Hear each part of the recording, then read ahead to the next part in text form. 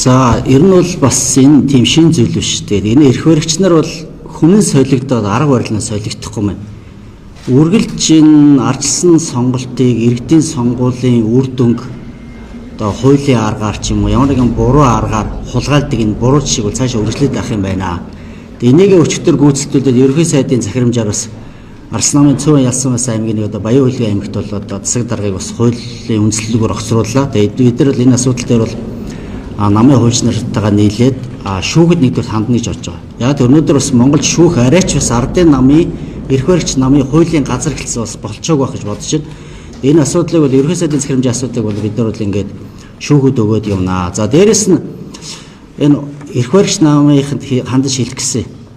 Энэ улс төрийн салбарт хуулийн хулгай хийдгээ, улс төрийн салбарт хулгай ан хийдгээ болооч. Сөрөг хүчнээ ингэж одоо хүчгүүдүүлэхэд бол буруу арга хэрэгслээр хариуцлах тооцох болох хэрэгтэй. Жинхэнэ хариуцлах тооцох ёстой хүмүүс ч юм бол таны засгийн газар дотор ч юм байна. Иргэдэд худлаа мэдээлэл өгөө сууж байгаа сайд нар ч юм байна. Бензин шатхуун нэмэгдэхгүй гэсэн хаана вэ? Бензин шатхуунтай холбоотой нөөц олон хоног байгаа гэсэн хаана. Ингээд бүх мэдээлэл нь худлаа. Тэгээ одоо сүүлдээ тэр сайд нар нь өөрсдөө иргэд олон нийтэйгээ нүүр тулж чадхаа байгаад агентлагийн дарга өмнөө барьдаг болчлоо. Тэгээ энэ хүмүүстэйгээ хэзээ хариуцлах тооцох юм бэ? Өнөөдөр засгийн газрын хуралдаанаар нэн дайруу шийдэх асуудлууд байна. Ялангуяа эдийн засгийн хүндрэлийг яаж шийдэх, өвлөлтийнхээ бэлтгэлийг яаж хангах юм? Яг нөгөө өмнө нь урд нэрээсэн том авилгал хулгай хэрэгтүүдээ яаж тэмцэх юм? Энэ амлалтууд ч хаана байгаа юм бэ ерхий сайдаа.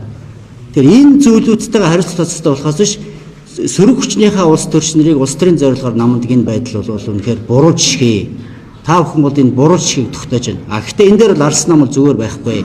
Энэ ерөнхий сайдын хууль шийдвэрүүд бол хүчингүй болох. Үүний дараа мөн ерөнхий сайдтай өөртөө бас улс төрийн харилцаа тооцох асуудал бас намын зөвс би бас ярина гэж бодож байгаа. Энэ дээрс манай улс төрийн зөвлөл бүлэг бас хамтарсан хурлууд бол хийгээд явах байхаа гэж бодож байна. Дээрээс нь бас нэг юм байна. Ерөнхийлөгчийн сонгуулийн бэлтгэл ажлууд та нар хит их эрт орж байгаа юм байна. Уг нь бол ингээд сонгуулиас сонгуулийн хооронд Монгол улс амьдэрдэг биш, иргэдийнхээ асуудлаас асуудлыг шийддэг юм руу явах хэрэгтэй. Харамсалтай нь энэ зүйлийг энэ бодлогоч юм бол дутаад байна. Энэ зүйлүүд дээр бол өөрчлөлт гарах ямар ч юм ирээдүйд юм харагдахгүй байна.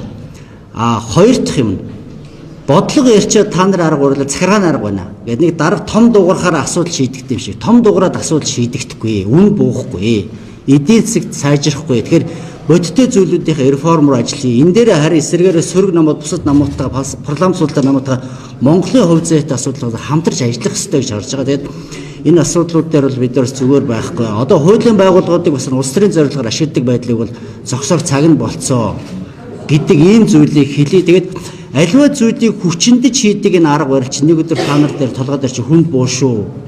Та бүхэн иргэжлийн сонгуульд ялт байгуулсан чинь энэ бол том хиндүүр шүү. Бас иргэд бол тэгтлээ бас одоо буруу зүйлийг ялгадаг болсон гэж би хувьдаа харж байгаа. Тэгээд энэ асуудлууд дээр бол Арс намын зүгээс бол байнга анхаарал тавьж хариуцлага нэхэж ажиллана гэдэг бас хэлье. Тэгээд асуулт байвал нэмж хариулъя. Бас манай одон туяа гишүүн бас Баян Хөлгийн асуудал дээр нэмэлт тайлбарыг хийх байх. Инх туяа гишүүн бас зарим нэг бас энэ эрх баригч намаас томилогдсон засаг дарга нартай холбоотой хууль бус үйлдэлийг шалгахгүй байгаа.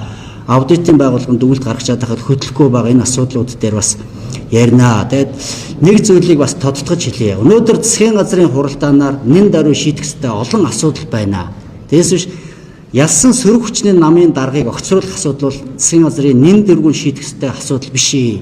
Засгийн газрын хуралдаанаар шийдвэр гарах ёстой маш олон асуудлууд байна. Энэ асуудлууд дээр та бүхэн шийдвэр гаргах ёстой гэж хэлье.